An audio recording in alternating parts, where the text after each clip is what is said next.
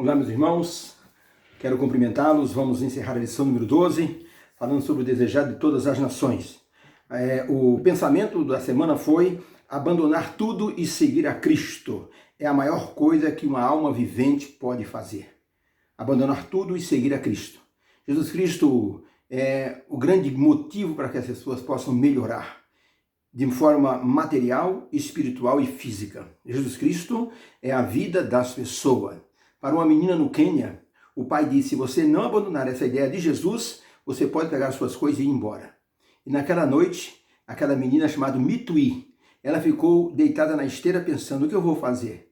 E quando o pai dormiu e ela percebeu que o pai já estava roncando, ela pensou muito e disse: já sei o que eu vou fazer. Eu vou até onde os missionários estão, eles vão me acolher. Então recolheu suas poucas coisas, colocou numa mochila e saiu então pela madrugada fora. Andou 120 quilômetros para chegar até onde os missionários estavam.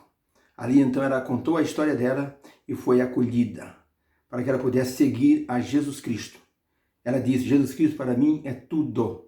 Eu abandonei tudo por causa do Senhor Jesus Cristo. Isaías 60, verso 3. O verso áureo da lição da semana diz assim: e as nações caminharão para a tua luz, e reis para o resplendor da tua aurora. Jesus se tornou o desejado de todas as nações, aquele que Deus profetizou através de uma aliança com Abraão, dizendo: em ti serão benditas todas as famílias da terra, se tornava verdade com o aparecimento do Senhor Jesus Cristo. Ele teve um ministério de pregação e cura. Por que ele fez isso? Porque ele queria que as pessoas soubessem que ele estava preocupado com a dor humana, que ele estava preocupado com as emoções humanas. Por isso Jesus Cristo teve um ministério de cura e de pregação, para depois então entregar sua vida de forma voluntária para que o ser humano pudesse ter direito à vida eterna. Antes disso, o perdão, a justificação para ter acesso às bênçãos divinas, principalmente as bênçãos das promessas que Deus fez a Abraão. A bênção do Espírito Santo, a bênção de ter direito à vida eterna, a bênção de ser protegido por Deus, a bênção de ter paz no coração e a bênção de se tornar então um missionário nas mãos de Deus. Isso tudo Jesus Cristo faz com aquele que se entrega a Ele, daquele que aceita o seu glorioso sacrifício. Ellen White fala: quantos hoje veem a Jesus Cristo de uma maneira diferente? Não veem como Salvador, veem Jesus como uma pessoa simples, como um revolucionário. E as pessoas deveriam ver Jesus como Ele é, um precioso Salvador. Isso está em Meditações Matinais, 2002, na página 257. É por isso que é importante que as pessoas entendam que Jesus Cristo se tornou o desejado de todas as nações para todos nós. E então, nós vimos também na lição dessa semana os efeitos do pecado. O que o pecado faz? Depende do pecado que a pessoa comete, o pecado tem um efeito suave ou desastroso. Muitas vezes, quando é suave, a pessoa persiste na prática do pecado até que se torna desastroso. Geralmente, as pessoas só deixam o pecado quando ele se torna desastroso para a vida da pessoa. Isso, então, nós temos que ver que os efeitos do pecado são, assim, destruidores. Isaías perguntou por que Deus não ouve muitas vezes o clamor das pessoas que clamam a Ele. Isaías responde: aquele que Deus disse, que os vossos pecados encobrem o meu rosto de vós para que não vos ouça. Então o pecado é um grande interceptador assim, do atendimento divino a todos nós. E as pessoas muitas vezes recebem bênção. Mesmo sendo pecadores, Deus atende. Uma vez Jesus curou um homem cego e uma pessoa disse assim para diante dos fariseus: quem curou você? Ele disse: aquele homem chamado Jesus. Isso está no livro de João, creio no capítulo 8. E então a pessoa diz assim: mas sabemos que Jesus é um ser humano e Deus não ouve pecadores. Essa expressão dá a impressão que Deus não ouve pecadores. Se essa expressão for lida fora do seu contexto, dá a impressão que Deus não nos ouve. Foi um fariseu que disse para os seus amigos: nós sabemos que Deus não ouve pecadores. Mas não é verdade, Deus ouve os pecadores. Um pecador justificado diante de Deus é uma pessoa limpa, é uma pessoa com a ficha limpa diante do Senhor, é pecador ainda, porque a natureza é pecaminosa, mas Deus ouve essa pessoa. O pecado e suas consequências, ele traz um distanciamento de Deus. Haja vista que Adão pecou e a primeira coisa que fez foi se esconder de Deus. Efeitos do pecado, tá? Quem é perdoado? Deus perdoa a todos aqueles que se chegam a Ele. O perdão é para todos, é universal, mas é preciso buscar esse perdão. Para um rapaz que foi preso uma vez na América, esse moço, o pai dele foi até o governador e pediu clemência, e o governador disse, tá bom, eu posso perdoar, mas o senhor não vai lá, tem que ser outra pessoa, porque o senhor está muito envolvido com seu filho, tem que ser uma pessoa neutra. O homem disse, o pastor da minha igreja. O governador disse, boa, o pastor da sua igreja pode levar a mensagem de perdão para o rapaz. Pois o pastor foi até a cela. Quando chegou na penitenciária, pediu acesso à cela, mostrou a carta do governador. Mas quando ele chegou na frente da cela, o moço viu o pastor e já caiu em gritos, em xingamento. O que você quer aqui, seu sem vergonha? Pastor, o senhor é um sem vergonha porque o senhor não fez nada por mim. O pastor disse, calma. Eu vim aqui te trazer uma mensagem de paz para você. Eu não quero sua mensagem de paz. Só porque eu vou morrer, o senhor vem agora aqui me dar um sermão para que eu possa pedir perdão? Eu não quero o sermão do senhor. O pastor disse, eu tenho uma boa notícia para você. Vai o senhor e sua boa notícia para o meio do inferno. Eu não quero. E bateu na grade, gritou e bateu a cabeça na grade. Muitas vezes o diretor da prisão disse, pastor, saia depressa que a integridade desse homem é minha responsabilidade. Por favor, saia. O pastor saiu visivelmente derrotado. Não conseguiu dar a notícia de que aquele moço estava perdoado. O pastor estava com a carta do governador dentro da maletinha dele. Quando o pastor foi embora, o diretor da prisão foi lá falar com o rapaz e disse, por que você não aceitou o pastor? E o moço gritou com o diretor da prisão, eu não quero ninguém, eu não quero o padre, eu não quero o pastor, eu não quero ninguém, eu não quero ninguém, eu quero morrer sozinho. Cadê o pastor? Perguntou o rapaz. O diretor disse, pastor, eu tive que dispensar.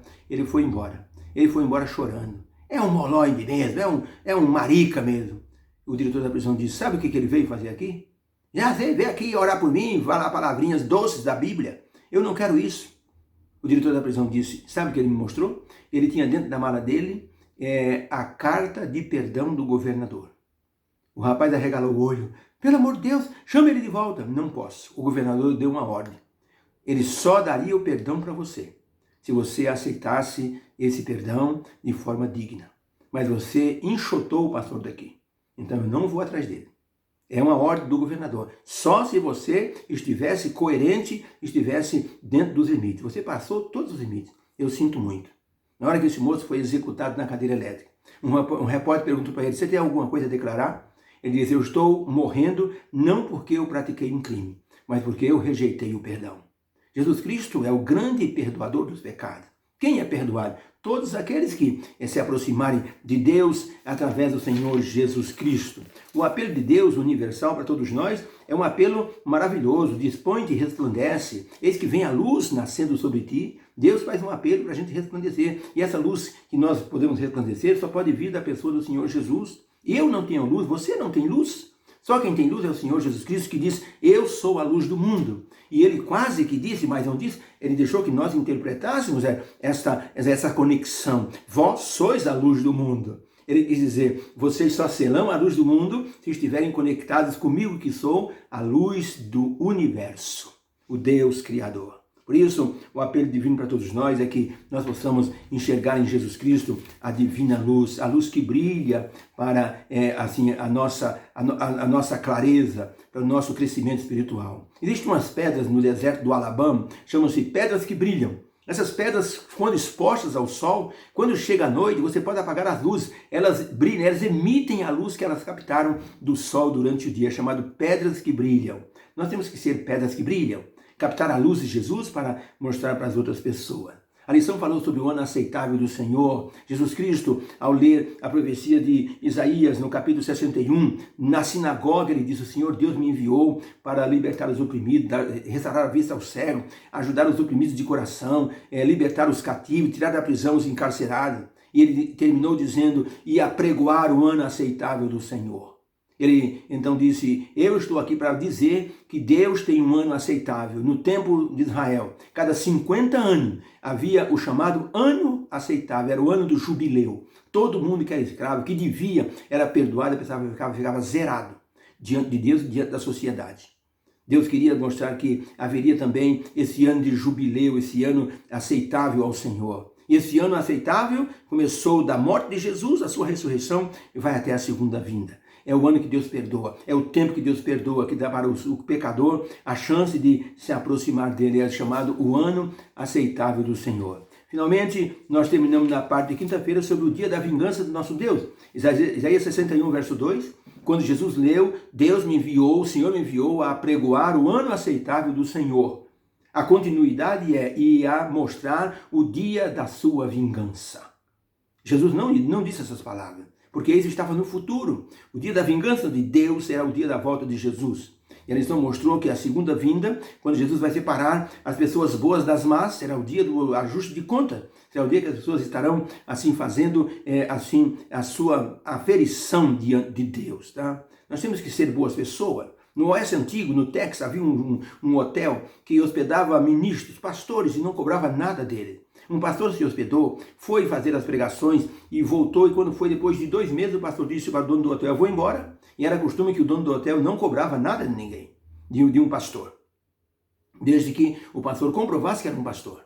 O gerente do hotel disse para o pastor que ia sair esse pastor, disse, pastor, está aqui a sua conta, $2.000. Como assim $2.000? Você ficou louco? Eu sou um pastor, um ministro. Eu preguei aqui nessa cidade, fiz conferência. O dono do hotel, o gerente do hotel e o dono estavam presentes, os dois disseram, o dono disse para o pastor, você vai me perdoar, mas o senhor veio aqui para o nosso hotel. Eu vi que o senhor saiu com a Bíblia algumas vezes para pregar, mas o senhor bebeu nossas melhores bebidas, nossos melhores uísques. O senhor assistiu nossos shows mais picantes no teatro aqui dentro do hotel. O senhor assistiu aqui, o senhor leu as revistas mais picantes. Eu vi o senhor contando anedotas picantes. O senhor comeu nossas comidas eu diria assim, as piores que nós temos, assim, que são as mais temperadas, que um cristão não pode comer. Pastor, quero dizer uma coisa do senhor? Sem contar que nós vimos o senhor olhar muitas vezes de forma maliciosa para as garçonetes. Sabe, pastor, o senhor viveu como um pecador. O senhor vai pagar como um pecador. O pastor abaixou a cabeça e disse, é verdade. Eu realmente dei um mau testemunho. E pagou a conta. E aprendeu a lição. O dia da vingança do nosso Deus é um ajuste de contas com as pessoas que aparentemente dizem que servem a Deus, mas na realidade servem a Deus de forma errada. Por isso que o dia do ajuste de conta é um dia que nos faz pensar em como podemos assim melhorar para estarmos diante do Senhor de forma aprovada. Que o Senhor nos abençoe. Que haja uma bênção em nosso coração. Que o desejado de todas as nações possa ser o nosso grande Senhor, aquele que dirige nossa vida e nos torna melhores a cada dia. Nós temos dores, nós temos sofrimento, nós temos perda. Eu perdi o meu filho essa semana, mas eu disse para a minha família, o meu filho, ele não morreu, ele está guardado para amanhã da ressurreição. E eu tenho certeza que o desejado de todas as nações vai ter interesse em devolver o nosso filho para que nós possamos abraçá-lo na manhã da ressurreição. Deus abençoe você. Que haja uma bênção para o teu coração e vamos orar. Deus querido, obrigado por essa lição, pelo resumo que fizemos. Que haja uma bênção em nossa vida, que Jesus, o desejado das nações, nasça em nosso coração cada dia. Se faça presente, altere a nossa forma de nos comportar. E as pessoas possam ver que Jesus habita em nosso coração. Obrigado pelas grandes promessas, a promessa da tua vinda, a promessa da ressurreição, a promessa de cuidar de todos nós. Quando Jesus disse, eis que estou convosco todos os dias, até a consumação do século. Nós queremos essa bênção da sua presença em nossa vida, em nome de Jesus. Amém. Diga amém do seu lado, que você tenha um sábado feliz, que Deus te abençoe. Obrigado. Amém.